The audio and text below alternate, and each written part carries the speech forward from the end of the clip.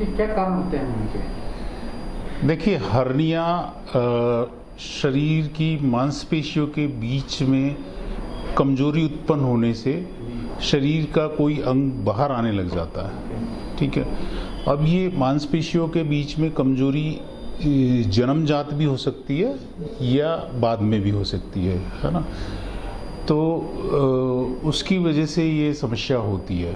ठीक है, तो इस वजह से हर्निया को दो भागों में विभक्त कर सकते हैं। एक तो जो जन्मजात हर्निया होते हैं और एक बाद में होते हैं।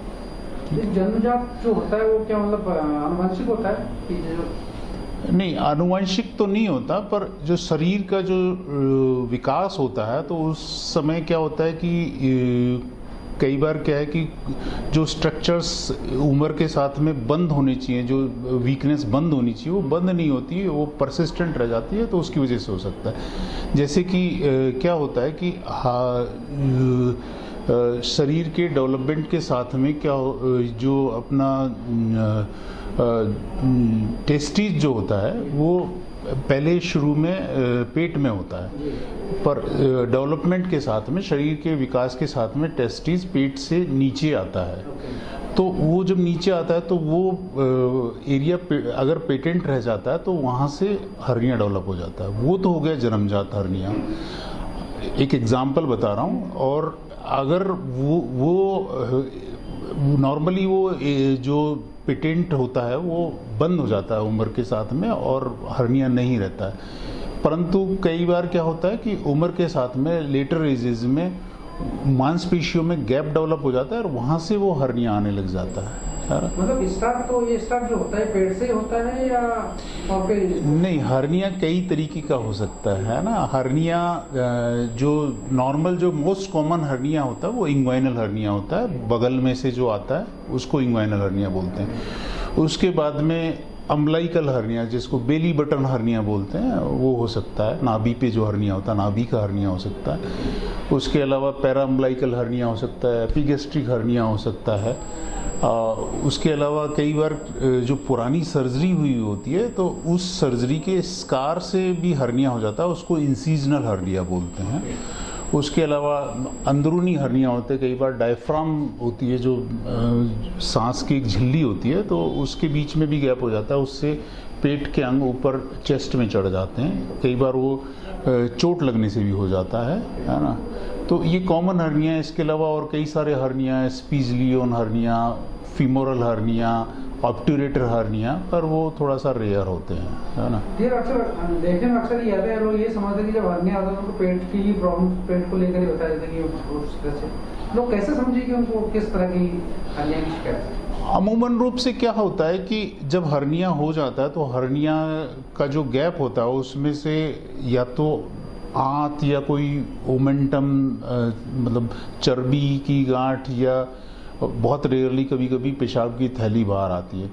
तो वो क्योंकि आंत पेट में होती है तो वहाँ उस गैप में से होकर जब आने लगती है तो उसकी वजह से लोगों में पेट दर्द या पेट में भारीपन रहना या खिंचाव सा होना, इस तरह के लक्षण होते हैं। तो वो पेशेंट उसको पेट की प्रॉब्लम से कोरिलेट करता है, इस वजह से वो पेशेंट को ये लगता है कि भी पेट से होता है। सर इसके क्या मतलब उपचार के लिए क्या विधि होती है, किस तरह से उपचार किया जा सकता है या जिससे हमेशा के लिए खत्म हो सकता है, ऐसे में कुछ करते हैं? देखो, एक तो सबसे पहली बात यह है कि क्योंकि ये एक संरचनात्मक डिफेक्ट है तो इसका कोई मेडिकल ट्रीटमेंट नहीं होता है।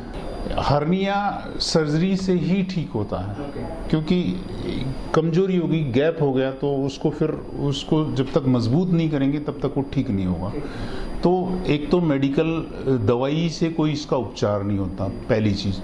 दूसरी चीज़ ये है कि जब भी पेशेंट को, रोगी को परेशानी होती है तो उसको डॉक्टर से संपर्क करना चाहिए, क्योंकि अगर ये हर्निया की प्रॉब्लम अगर परसिस्ट करती रहती है तो बाद में क्या होता है कि हर्निया या तो अटक जाता है, उसको हम ऑब्स्ट्रक्टेड हर्निया बोलते हैं, या अगर अटकने के बाद में उसकी खून का दौरा भी बंद हो जाता है तो वो हिस्सा जो आंत का हिस्सा बाहर आया हुआ होता है उसकी खून की सप्लाई बंद हो जाती है, वो आंत डेड हो जाती है, तो वो स्ट्रेंगुलेटेड हर्निया हो जाता है। फिर उसमें लंबा काम हो जाता है कि आंत को भी काट के हटाना पड़ता है, आंत को जोड़ना पड़ता है और ऑपरेशन करना पड़ता है है ना। पर नॉर्मल केस में हर्निया का उपचार ऑपरेशन है। ऑपरेशन चीर फाड़ वाला हो सकता है और दूरबीन वाला हो सकता है। तो सर जो चीरफाड़ वाला ऑपरेशन होता है उसके लिए मतलब क्या क्या पोजीशन होती है, किस कंडीशन में चीरफाड़ होती है, और दूरबीन के कौन सा आसान होगा अगर सर्जरी करवानी हो? पेशेंट के हिसाब से तो अगर सब ठीक ठाक रहता है तो दूरबीन वाला ऑपरेशन ठीक रहता है, क्योंकि उसमें रिकवरी जल्दी होती है। और अगर डॉक्टर के हिसाब से देखा जाए तो थोड़ा सा दूरबीन वाला ऑपरेशन मुश्किल होता है। तो इसलिए डॉक्टर के हिसाब से ओपन सर्जरी इज ज़्यादा आसान होती है, और पेशेंट के हिसाब से दूरबीन सर्जरी में रिकवरी अच्छी होती है ना। पर डिपेंड करता है ये, दिस इज़ नॉट जनरलाइजेशन, है ना। अलग अलग सिचुएशन और अलग अलग पेशेंट के हिसाब से अलग अलग चीज़ें होती हैं। सर ये बताएं कि एक बार से ऑपरेशन हो गया, ऑपरेट हो गई चीज़ें, सर्जरी कर दी गई है, तो उसके बाद क्या वापस इसकी संभावना होती है? हाँ, संभावना होती है। एक्चुअल में क्या होता है, क्योंकि ये संरचनात्मक डिफेक्ट है, तो अगर डिफेक्ट प्रॉपरली ढंग से वो रिपेयर नहीं हुआ, या ऑपरेशन होने के बाद में कई और प्रेडिस्पोजिंग फैक्टर, जैसे पेशेंट को अगर लंबी खांसी है या कुछ उसने एहतियात नहीं बरती, तो वो गैप हो सकता है जो रिपेयर करी हुई है उसमें, तो उसकी वजह से दोबारा से हो सकता है। तो उसके लिए कोई ऐसा प्रिकॉशन है कि जो प्रिकॉशन के साथ रहे तो शायद उसको ना हो, या उसका ही जो देखिए, एक तो क्या है कि हर्निया के लिए कुछ प्रीडिस्पोजिंग फैक्टर्स होते हैं। एक तो जैसे मैंने बताया कि जो लोग भारी वज़न उठाते हैं उनमें हर्निया ज़्यादा होता है। दूसरा, जिनको क्रॉनिक कफ होता है, जैसे कोई लंबी बीमारी है, टीबी वगैरह है, या जो क्रॉनिक स्मोकर्स हैं उनमें अगर परसिस्टेंट कफ है वो है। मोटे लोग हैं, महिलाएं जिनके कई सारी प्रेगनेंसियां हुई हैं, जिन रोगियों के कई सारे ऑपरेशन हुए हैं, उन सब में हर्निया की संभावना ज़्यादा होती है। तो उन सब लोगों में जो है हर्निया ज़्यादा होता है, तो उस तरह के लोगों को जो प्रेडिस्पोजिंग फैक्टर्स हैं उनको कम करने से ये रोका जा सकता है। और उसी से ऑपरेशन के बाद में भी एहतियात बरतने से कि भी मोटापा है तो मोटापा कम करें, अगर खांसी है तो खांसी का ट्रीटमेंट करें। भारी वज़न को हम लोग नॉर्मल तौर पे पेशेंट को राय देते हैं कि भाई ऑपरेशन के बाद में कुछ दिन तक भारी वज़न नहीं उठाए, तो वो सब एहतियात बरतनी पड़ती हैं।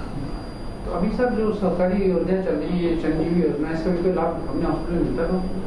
बिल्कुल बिल्कुल, हमारे इस पेशेंट का ऑपरेशन हमने चिरंजीवी योजना के अंतर्गत ही किया है, और निःशुल्क ऑपरेशन हुआ है इसका। कोई मैसेज आप देना चाहेंगे सर? अभी डॉक्टर्स डे आ रहा है। डॉक्टर्स डे पे तो लोगों के लिए तो मैसेज यही है कि have a faith in your doctor, अपने डॉक्टर में विश्वास रखें। डॉक्टर आपका पूरे मन से, पूरे ध्यान से उपचार करता है ना। अपनी तरफ से कोई डॉक्टर कोई किसी तरह की लापरवाही नहीं करता है। तो क्योंकि आजकल लोगों में थोड़ा सा ये अविश्वास की भावना रखी है कि डॉक्टर्स जो है विभिन्न लाभों के लिए कुछ करते हैं, तो ऐसा नहीं है। डॉक्टर्स ऑनेस्टली काम करते हैं, और अभी तो आपने देखा ये कोरोना में भी लोगों ने, डॉक्टर्स ने अभूतपूर्व काम किया है। Thank you very much. क्या परेशानी थी आपको? मेरे को हर्निया था सर। कब से था आपको हर्निया? 12 महीने हो गए वैसे तो। 12 महीने हो गए। 12 महीने हो गए? हाँ। क्या मतलब जब आप हॉस्पिटल आए तो किस तरह से आपको ट्रीटमेंट मिला डॉक्टर से? डॉक्टर ने यही बोला कि हर्निया का ऑपरेशन होगा और ऑपरेशन कर देंगे।